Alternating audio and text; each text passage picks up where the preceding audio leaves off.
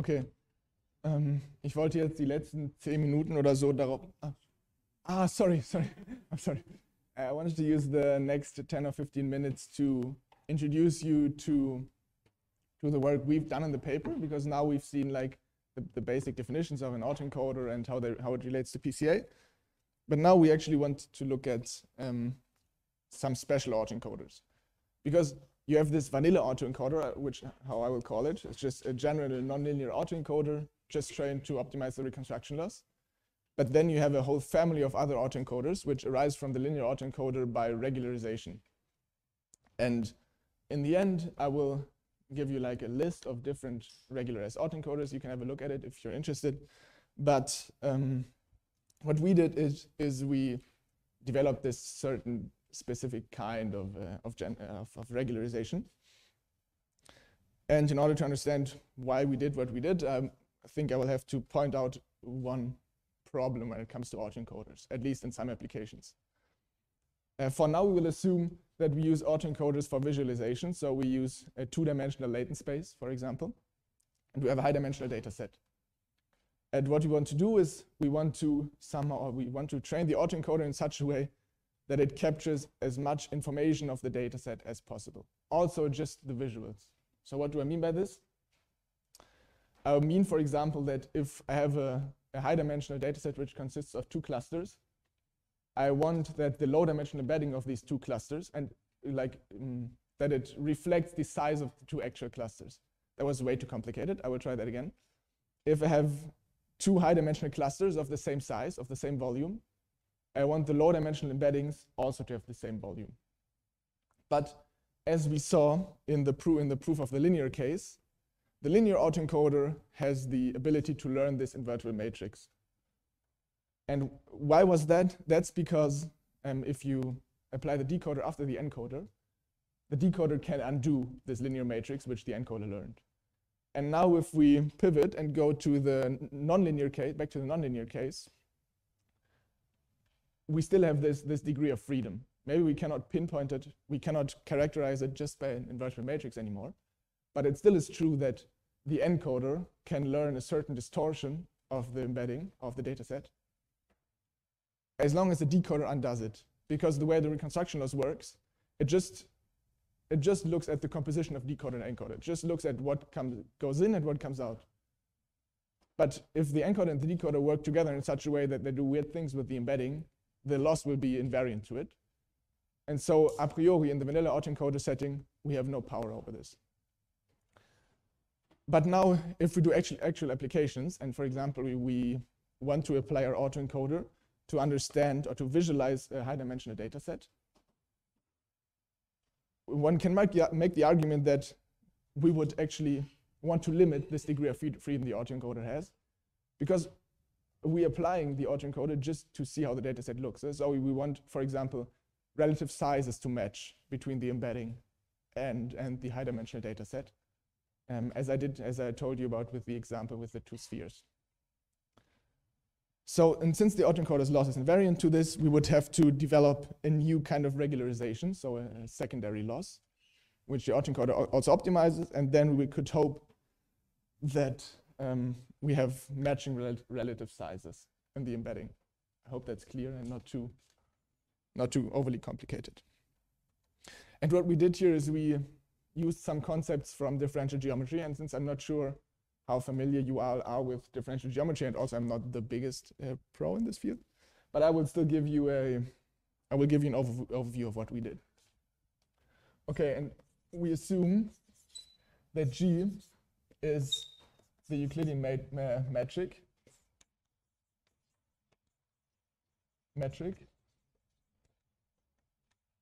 in Rn. And what we want to do is we want to measure how the decoder distorts space. Okay, because if we can make it such that the decoder does not or distort space homogeneously, then we can make sure that kind of, because we also optimize the reconstruction loss, we can be sure that relative sizes, for example, are respected by the autoencoder. You will also see a picture later, and maybe then it will be more clear. And the way we can actually measure distortion by the decoder is by using the decoder to pull back the Euclidean metric from output space into latent space. And this pullback metric, it is defined as follows. We denote this by d star g. Okay, d star g is now a metric on RL. And at a point P in latent space, it acts on two tangent vectors as the Euclidean metric at G or at D of P, so at the image of P. And then you have to push forward the two vectors to the output space. I don't know, maybe for most of you this will not be very familiar, but basically what we do is, okay, for all P in RL and BW in the tangent space at P of RL, which looks like RL. Okay, this is a bit of differential geometry, and it doesn't have to be clear to you for now. But the basic idea we want to convey here is that this can kind of capture how the decoder distorts space at the point P. Because the decoder is not linear anymore, it could distort space differently at other points, right? And actually, after passing to Euclidean coordinates, one can show that this is actually the same as taking the Jacobian of the decoder transposed times the Jacobian of the decoder.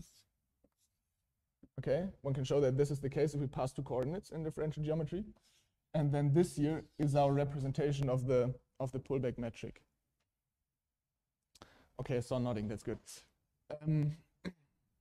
Right, and now let us kind of come back to why is this also an important or an interesting object? If we remember, if we have a map between two spaces of equal dimensions, so from Rn to Rn, we know that the Jacobian of this Jacobian matrix of this map will tell us how the map distorts and expands space, or contracts and expands space locally. But now the problem is that the decoder does not map between spaces of equal dimension anymore, but between spaces of different dimensions. So L is in general way smaller than N. And it turns out that this here actually generalizes the notion of a Jacobian determinant. That's why we call it a generalized Jacobian determinant in the paper. And what it tells us is how the decoder actually at point P distorts and expands space. And that's exactly what we want, right? Because now that we have a measure for distortion, we can actually try and compute this measure at every point of the embedding, of the data sense embedding, right? And then we can try to make sure that this distortion measure is the same on the data set. So we can regularize in this way. And then the resulting autoencoder, which is trained on the regularized objective, will actually also contract space homogeneously. Okay, and so the regularization loss we pick as the variance over x sampled uniformly from our data set x. Okay, we compute the variance of the Jacobian at the embedding of x, the transposed, the determinant of this, times the Jacobian at E of x of the decoder. And I will step away so you can have a look.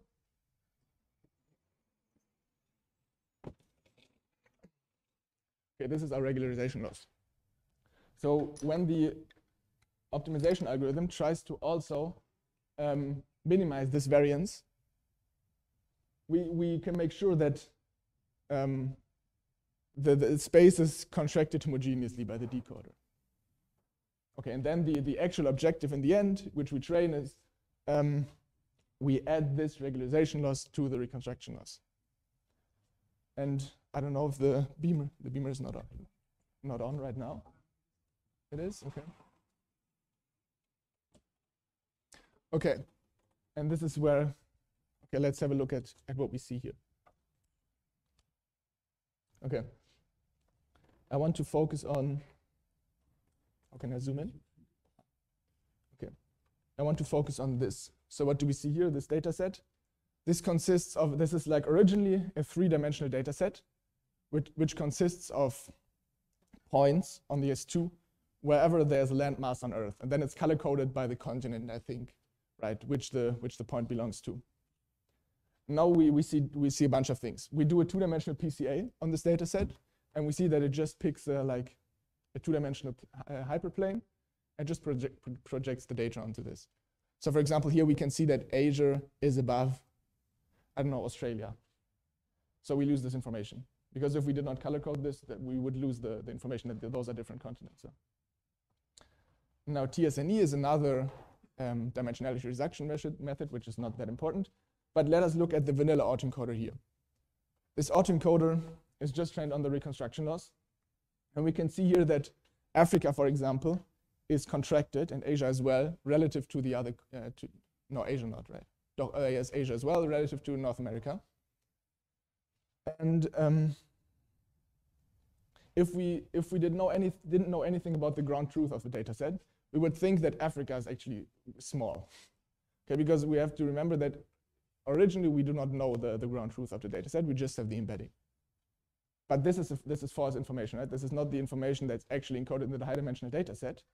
And why can this happen? Because all of these autoencoders here, they have good reconstruction loss. Okay, so the reconstruction loss is fine. The autoencoder is able to reconstruct, to again wrap this 2-dimensional image on the sphere and to have good reconstruction loss. But the thing is, the autoencoder contracted here because the decoder can actually expand the space again relative to the other parts. And this inhomogeneous contraction and expansion is what we try to mitigate with the geometric autoencoder. And if you look, for example, at this embedding here, this looks as if you just like took the globe and you just unfolded it, right? And so the sizes match way more, like relative to the relative sizes. And this is because we actually regularized it in such a way that the contraction is homogeneous. Okay, is this clear? And then in this paper, we also have other data sets. If you are interested, there's also an image which explains the pullback metric way better and stuff. I just did this quickly. But here we can actually have a look at like another data set. This is MNIST. I don't know if you know MNIST. And let us look at this. So the first row. Let's not think about the second row now. And here we can see that in the vanilla embedding of MNIST, okay, MNIST is this data set which consists of, I think, 16 by 16 images of handwritten digits. And here the ground truth, the color, is the digit that is drawn in the point. And here you can see that the vanilla autoencoder actually contracts again in this point, in the center here. But if we do the geometric autoencoder, then we have way more homogeneous contraction and expansion. So again, here we do not know the ground truth of the data set. We don't know how it looks because it has like 700 dimensions. But it is reasonable to assume that the relative sizes of the clusters look more like this, okay, than like this. Because here we have this contraction, which is bad, which is just because of how we picked how the autoencoder was trained. Okay, and I want to wrap up now quick. Yes.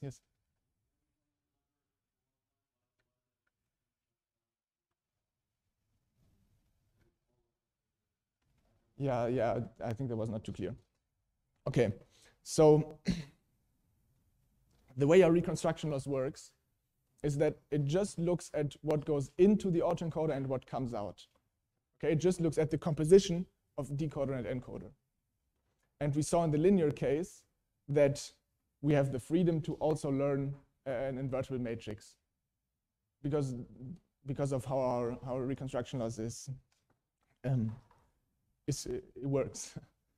And now if we go back from the nonlinear case, we still have this kind of degree of freedom, which our loss is invariant to, which means that if the encoder like contracts space here and expands space here, okay, like the encoder maps down to 2-dimensional space and it contracts one cluster, expands one cluster, as long as the decoder does the opposite, right? It contracts the cluster that was expanded and the other way around. This effect is undone. And so the reconstruction loss is invariant to this. So this can happen.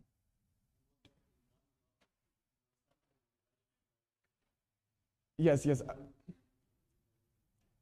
I was projecting down. Yes, more or less. We do not really sample from latent space, but we just look at the embeddings of the actual data. But we get points in latent space by just projecting the actual data set down. So we're just regularizing on the data set and not away from the data. Any other questions? Yeah.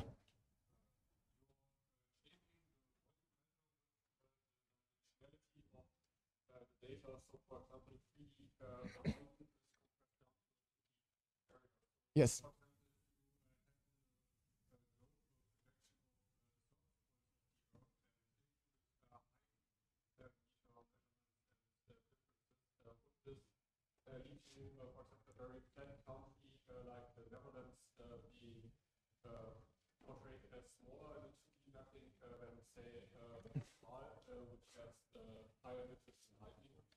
That's a very, very good question.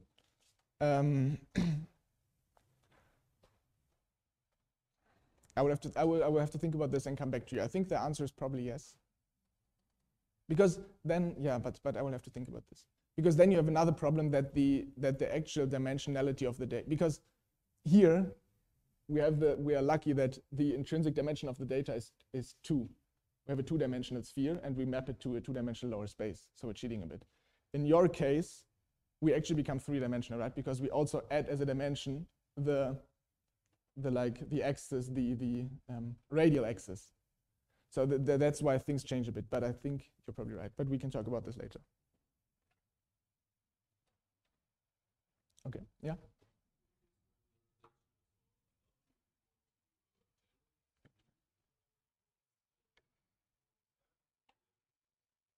That is a very good question, and the answer is probably yes.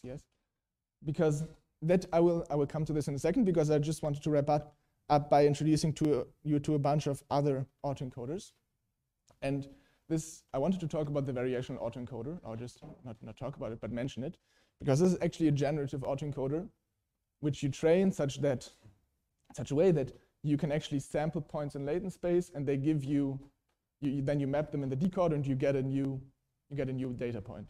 So, for example, if you train it on images of faces, you can sample new faces. And I think it is always, if you do this, it is always good to have a homogeneous data set at latent space, or embedding, because you want, if this is like a point where there's an actual face embedded, you want that if you move like, say, 2 centimeters in all directions, you want to make sure that no matter in which direction you move like equally far away from the actual data manifold.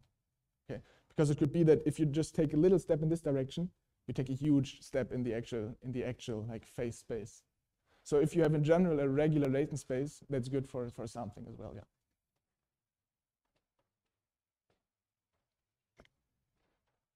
Yeah. Okay. Then I just want to, in case you're interested, there's also the sparse autoencoder, which I think you will talk about later, which is regularized in such a way that the latent representations are sparse, I think. So most of them are 0, most of the entries. Then there's the denoising autoencoder, which is trained to remove noise from the input.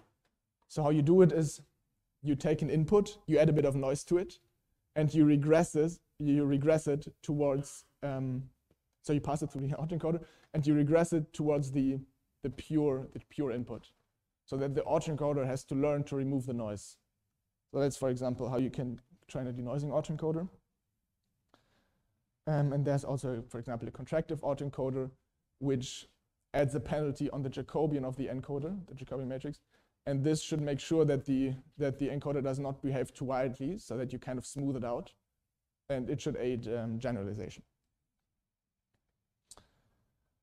Yes, I think that's it from my side. I hope it was a bit of interesting. And if you have any other questions, you can either come to me now, later, or not now, but you can come to me later, or you can write me an email or whatever.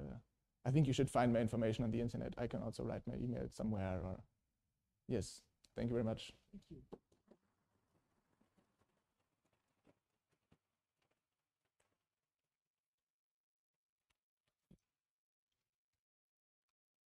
Right, Philipp, thanks for a superb lecture. I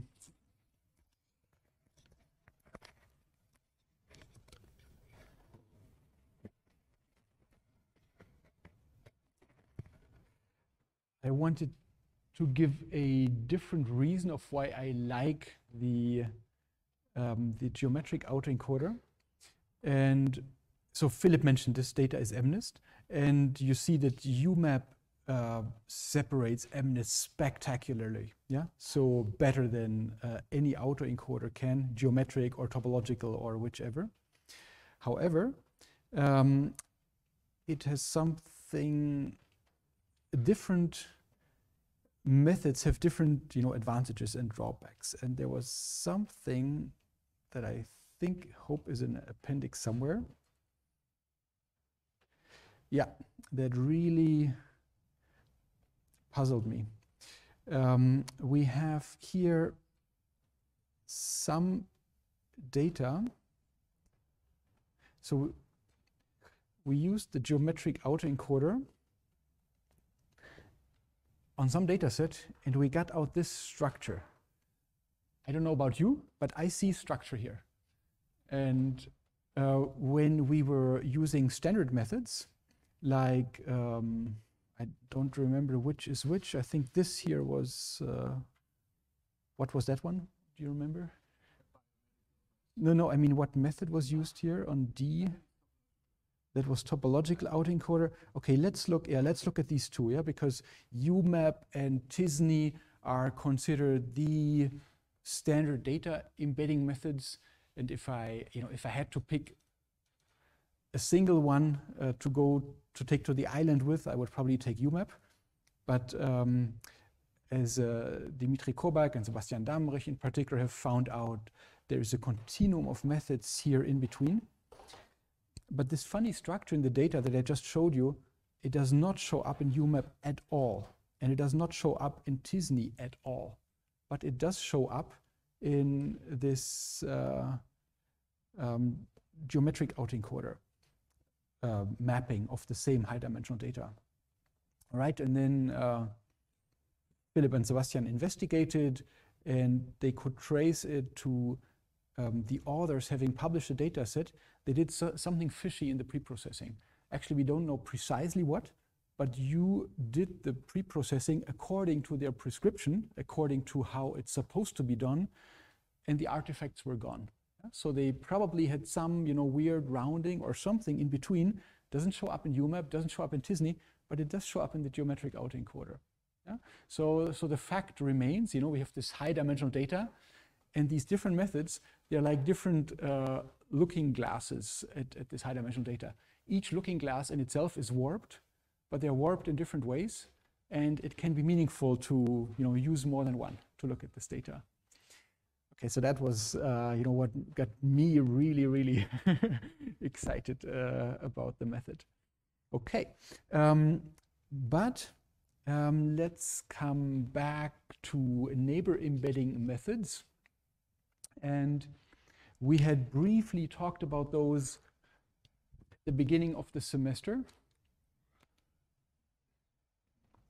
And I will now give a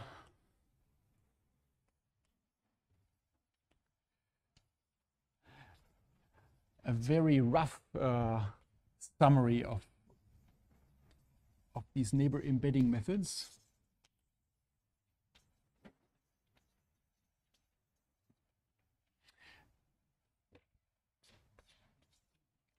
And the best known members of this family are UMAP, the uniform manifold approximation, and TISNI. And what all of these methods do is, given some high-dimensional observations, they find. And now if I write NN, this is a typical pitfall of machine learning that NN means so many things. Here it means nearest neighbors. So we find the nearest neighbor graph.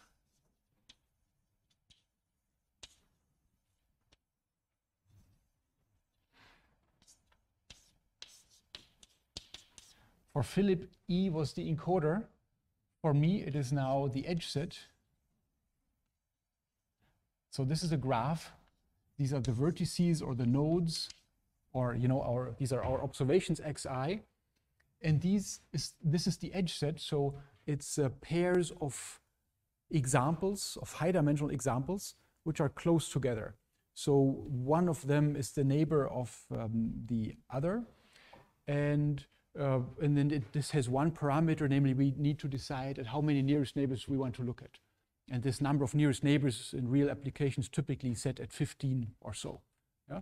Find the 15 maybe nearest neighbors. Okay, and these data are high dimensional. Yeah, so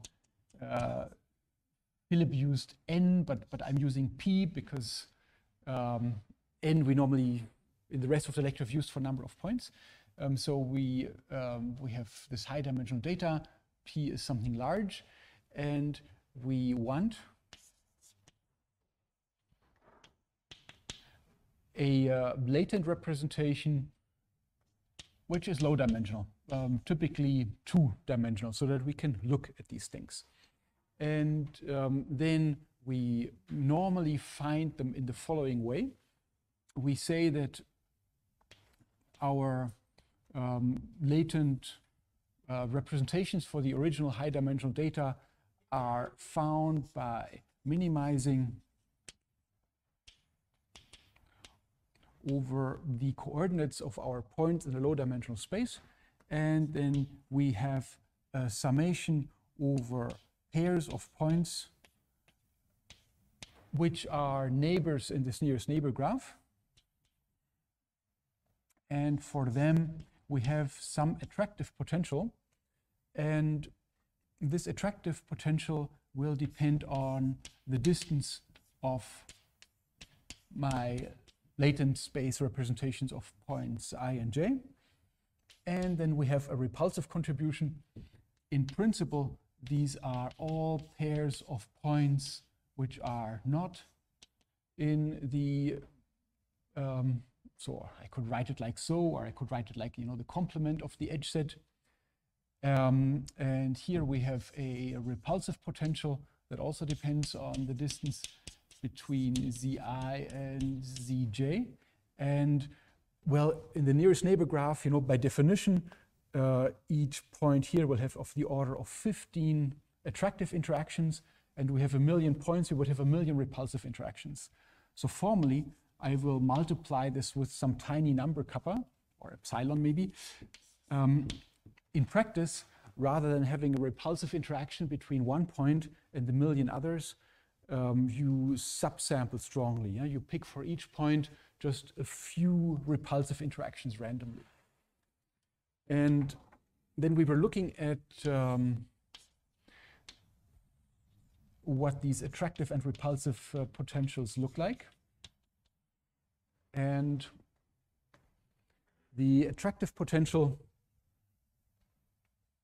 the penalty, this is a loss. Yeah? So the loss should be 0 if my latent points I and j bring 2 points which are nearest neighbors in the high-dimensional space, if it brings them really close together. And then remember, there was a crucial bit, namely this must be a robust potential. So it's really important for this attractive interaction to taper off with distance, because only then does it manage to unfold data. Yeah? So remembered, in the 3D data set, we had the land mass on planet Earth. And if we use a quadratic attractive potential, this will basically give us PCA. But if we use a robust potential, we must cut planet Earth somewhere, like always when you do a map projection. Yeah? So typically it's in the Eurocentric maps that we like to use, this cut is typically between Siberia and Alaska. Yeah, I mean, Siberia and Alaska are really close, but in the maps, we have Alaska on the top left and Siberia on the top right. So this is where we have cut. And so Siberia and Alaska, they are nearest neighbors in the high-dimensional space. And now when we unwrap, we have a penalty that grows and grows as we take Siberia and Alaska apart. But then this penalty goes to some finite upper limit. Yeah? So we have a robust potential here. And that's really, really important. And then there is the repulsive potential, and the precise nature of the repulsive potential does not matter so much. So whether it looks like so, or whether it looks like so, these are the repulsive potentials. Okay, so that was a brief reminder of what neighbor embedding methods do. And now, if we have 1,000,000 points here, we have 2,000,000 degrees of freedom there, right? We need to embed 1,000,000 points, and each point has 2 spatial dimensions. And we really do this, and I'm showing you my plot of the week here, because this plot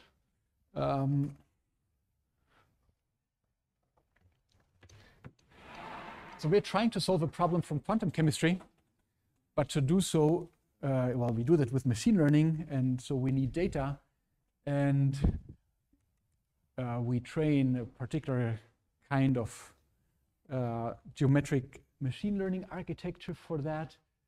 And then we're trying to understand, what the heck is the architecture doing, or what has it learned? Yeah? And here you see 1,000,000 or so points that represent 1,000,000 carbon atoms from 100,000 different molecules. And well, we train this method to give us decent estimates of the electron density in those molecules. And then what Corinna has done, she has studied, or is studying both. Okay, she has studied chemistry and is still studying physics. So she actually knows what these things here mean. These are functional groups in chemistry.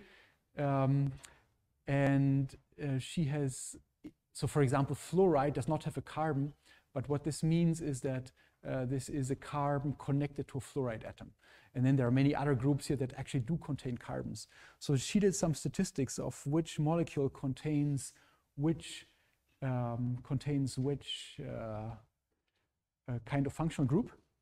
And then she used the activation of the neural network to find the embedding, and used the color groups to use the functional groups to color code. And so the thing, this neural network, we have only taught it about electron densities. We have never spoken to it about what is an amide, or what is a ketone, or what is an aldehyde. Yeah, we've never talked about it. And yet, you see that in most cases, these colors are separated. So this neural network has started to implicitly, so we trained it to predict electron densities, and it has implicitly learned something about chemistry. And so we actually use these kind of dimension reduction methods. All right, and now Philipp has done a lot of work, and now it comes you to do a bit of work, namely, so these are 1,000,000 points. And so when I write the optimization problem like so, then we have to optimize over 2,000,000 variables. We have 1,000,000 points. These are my coordinates zi. Each coordinate has 2 dimensions, so it's 2,000,000 degrees of freedom. And our next data set will have 10,000,000 points, so this would be 20,000,000 degrees of freedom. And that becomes, even with GPUs and so on, that becomes expensive to optimize. So my question to you, please discuss this a moment with your neighbor. How can you do that? How can you optimize this loss function, but invoking neural networks, and without inflating the degrees of freedom as our number of data points grow? Okay, so please take 2 or 3 minutes to discuss this in groups of 3 or 4, and then we talk about it.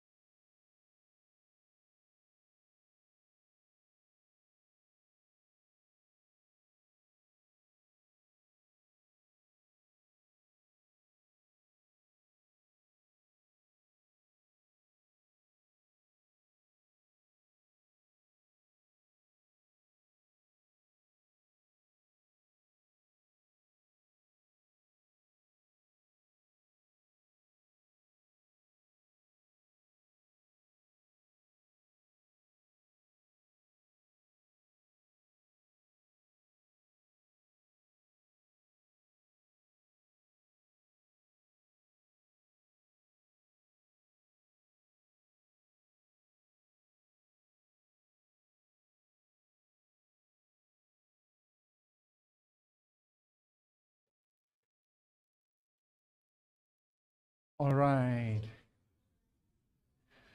So who has suggestions?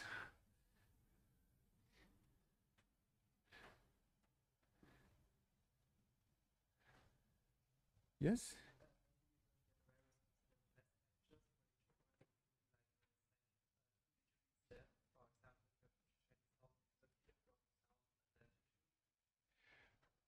Have less edges, you said.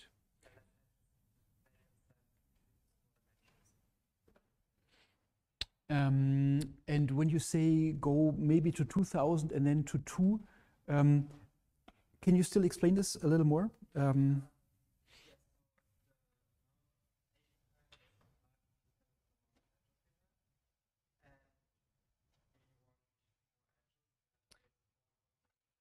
Okay.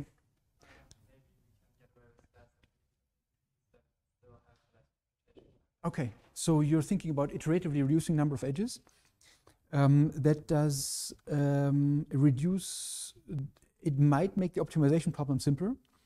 That in itself, yeah, and sort of, I think you suggest a coarse graining of the problem. That would reduce the computational effort.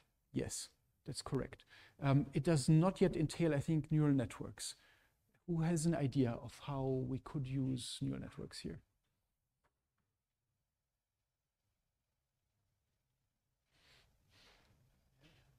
Anyone else has ideas? Okay.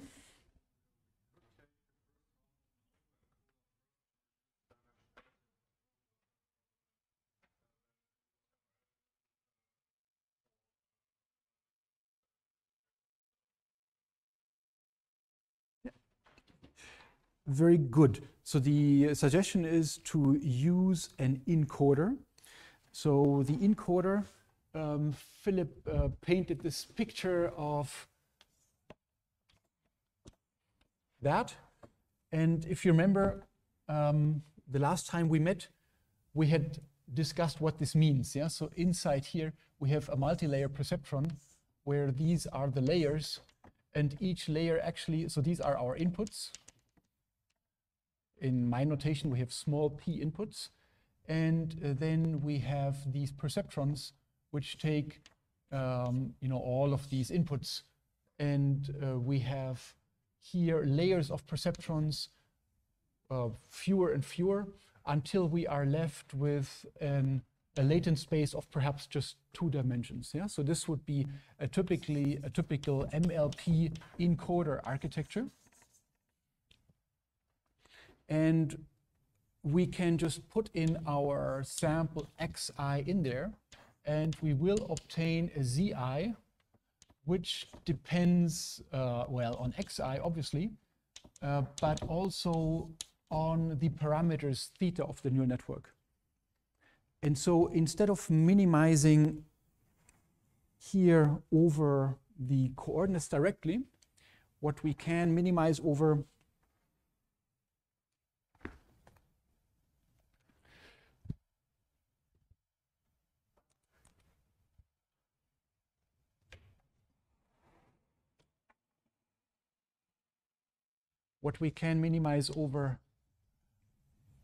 are the parameters theta of our neural network. And we can still, write everything the way we did here. So ij in the edge set and so on, except that now this zi becomes a coordinate of xi and theta, and bj becomes the function of xj and theta, and so on. And the beauty here is that previously the number of degrees of freedom we had was 2n. Yeah? N was the number of points, and 2 because we have 2 dimensions. Now our number of degrees of freedom is the number of parameters that we have in the neural network. And this depends, of course, on the input dimensionality. It depends on the width and the depth and so on of this MLP. But for typical encoders that you would use in real applications, you can use relatively small MLPs. And as my data set now goes to 10 million points, 100 million points, however many points, as long as I keep the same architecture, the number of parameters does not grow. And if you remember, we were discussing classes of models where the number of parameters does or does not grow with the number of training samples. And if you remember, we called this class of methods where the number of parameters is independent of the number of training samples, parametric methods. And accordingly, there is a version called parametric UMAP, which does use a neural network encoder and which is the one that I would recommend if you want to embed huge data sets. Very good. So we have seen some of the many guises of neural networks today. Today as a nonlinear extension to PCA. We have seen glimpses of this vast modeling power. And we will continue next time with the question of how to find the parameters in our neural network, how to actually accomplish the training. Again, many thanks to Philipp.